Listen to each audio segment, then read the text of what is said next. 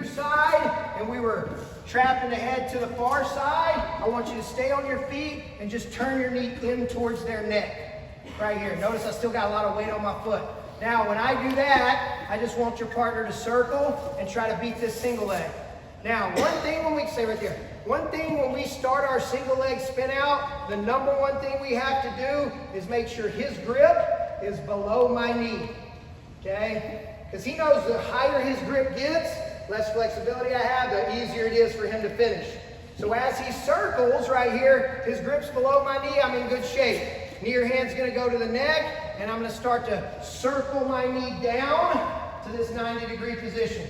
So as he circles behind me, I'm actually turning away to create this 90-degree position.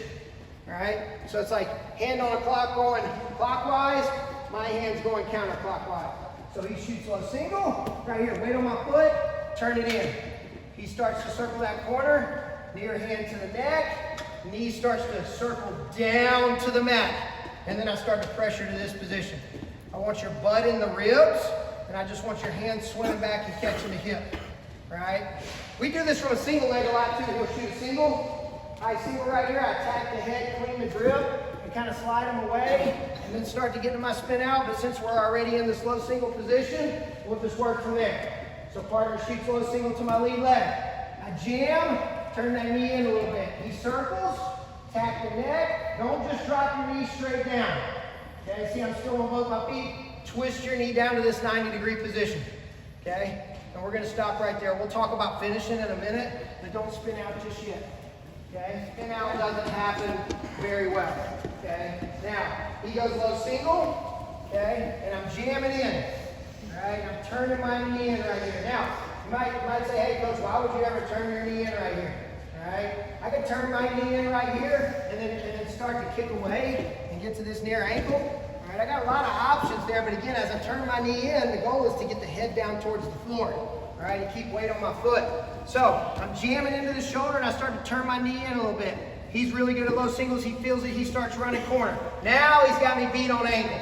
Okay, yeah, I got feet in the floor, but he's got a pretty good angle. So my near hand goes to the neck, and I'm spiraling my knee down, trying to get to 90 degrees. I got to lock in at the hip right here. A lot of times I just hook the hip right here with my thumb. Now, if I see how his kind of drive leg is still up a little bit, okay? When I get to this position, as soon as I let go of the head to start to spin, his head's gonna come up, all right? That's what he's programmed to do. So if I just keep turning here as his head comes up, and I'm starting to go behind him, he's gonna pick my foot up. Now, even if I have one of his feet, in theory, he's winning, right? He's got more feet than the mat. I got my face in the floor. He kind of flipped the script on me. So I want to make sure my head and chest stay up. So he shoots low single. I'm jamming. I'm kind of turning into him. Now I'm beating the head. Starting to spin, starting to spin. I got 90 degrees. Now I want you to drive straight into him with your butt. All right? Try to shift some of that weight to his far outside knee, his drive leg knee. And then we're going to shift our chest over his waistline. Now at this point is when I start to turn. That's when my foot comes out. Don't try to pull your foot out in this 90-degree position. It's never going to happen. I'm not just going to rip my foot out. I saw a couple like whirlybirds, like people were on their feet diving back behind. That's not going to happen against the best guys. Okay, we got to keep their head down. We got to get their hands away from their body, just like we would on a sprawl. So I turn my knee in. He starts to chase angle, stuff the head, drive. Head and chest are up. Right here. Okay. Hips are back in. Head and chest stay up. At no point do I go my hip, shoulder, elbow, any of that stuff. Does that make sense to everybody? There goes single right there, dude. You sure you're not related to Coach Smith, dude? I feel like you're a public. Would it break your dad's heart if you went to Oklahoma State? Yeah. Okay, like I am. All right, so low single, turn the knee in. He starts to circle. I'm gonna go to my spin out. Some of you guys are missing the head, or you're up here.